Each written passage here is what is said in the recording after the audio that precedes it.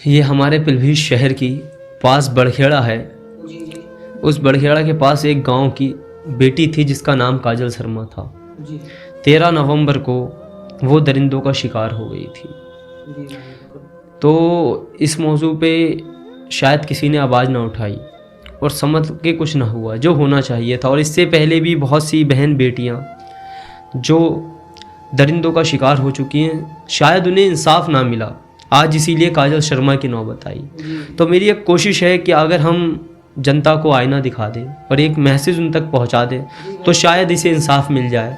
और अगर इसे इंसाफ मिल जाएगा तो कल को हमारी बहनों बेटियों के साथ ऐसा ना होगा।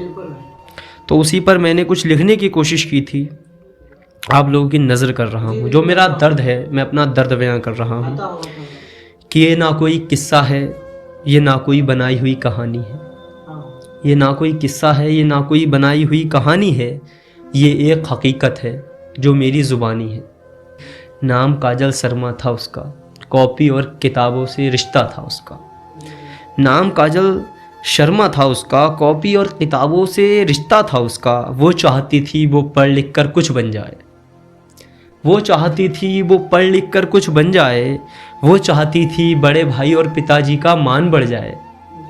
वो चाहती थी बड़े भाई और पिताजी का मान बढ़ जाए। 16 साल की उम्र में वो इंटर में आई थी। 16 साल की उम्र थी, वो इंटर में आई थी। कांधे पर वह कोचिंग जाने के लिए उसने साइकिल उठाई थी। कांधे पर वह कोचिंग जाने के लिए उसने साइकिल उठाई थी।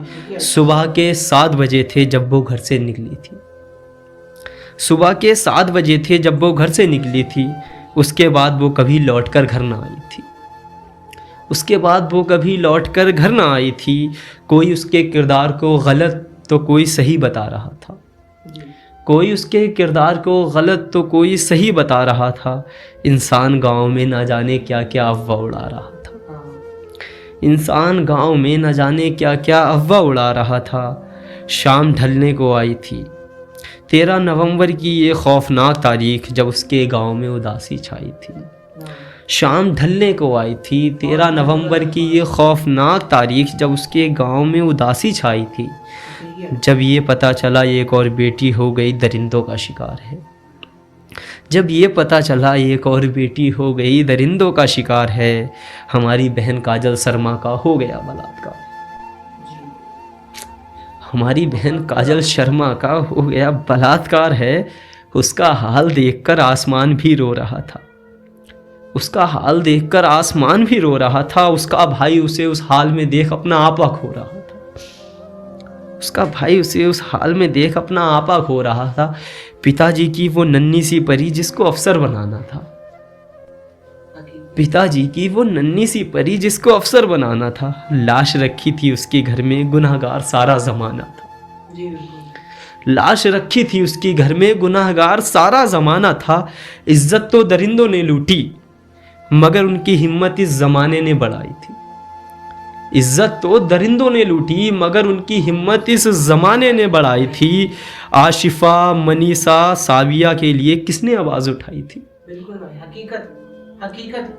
आशिफा, मनीषा, साविया के लिए किसने आवाज उठाई थी?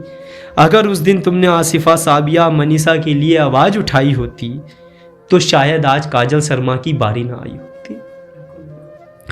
तो शायद आज काजल शर्मा की बारी ना आई होती। अगर आज इसे इंसाफ ना मिला तो अपनी बहन बेटी को कैसे बचाओगे? ये सबके लिए क्वेश्चन है कि अगर आज इसे इंसाफ ना मिला तो अपनी बहन बेटी को कैसे बचाओगे? एक दिन तुम भी काजल शर्मा की तरह अपनी बहन को कफन में पाओगे। एक दिन तुम भी काजल शर्मा की तरह अपनी बहन को कफन में पाओगे। जी, कुछ नहीं बोलना चाहता इंसान, बोलना ही नहीं चाहता जब तक अपने घर में आग ना लगे। अब तो मामला बड़खेड़ा तक आ गया। तो तुम चीखोगे, चिल्लाओगे, तड़पोगे, गिड़गिड़ाओगे, गुहार लगाओगे। तुम चीखोगे, चिल्लाओगे, तड़पोगे, गिड़गिड़ाओगे, गुहार लगाओगे। अगर आज काजल को इंसाफ ना मिला तो अपनी बहन को भी ना दिला पाओगे। अगर आज काजल को इंसाफ ना मिला तो अपनी बहन को भी ना दिला पाओगे। जस्टिस फॉर काजल का ऐसा नारा लगाना है। जस्टिस फॉर काजल का ऐसा नारा लगाना है।